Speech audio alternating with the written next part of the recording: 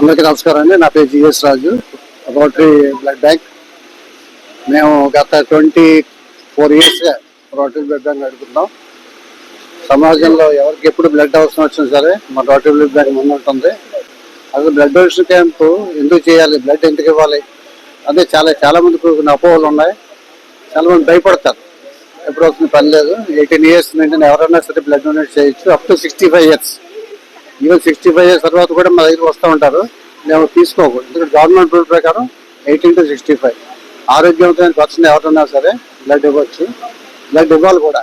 ఎందుకంటే బ్లడ్ తయారు చేసేది కాదు, మనం ఎవరికైనా మన సాటి పర్సన్కి హెల్ప్ చేయాలంటే మనకు వేరే రకంగా అయితే మనకి పాసిబిలిటీ ఉంది. ఇక్కడ బ్లడ్ అయితే మీరు ఇక్కడ తయారు చేసేది కాదు, యూ కెనాట్ మ్యానుఫ్యాక్చర్ బ్లడ్. ఒక పర్సన్ ఇస్తే ఇంకో పర్సన్ సేవ్ చేయగలరు. సో దానికి మన ఆర్గనైజర్ గారు అదే వారిని ఇప్పుడే కంగ్రాచులేట్ చేశాను.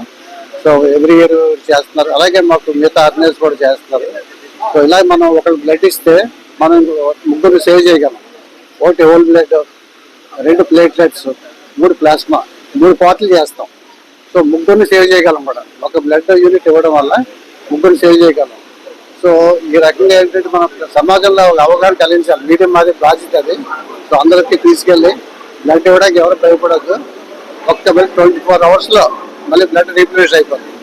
బ్లడ్ ఇవ్వడం కూడా ఏ రకంగా మంచిది అనేది కూడా మనం చాలాసార్లు చెప్పడం జరిగింది.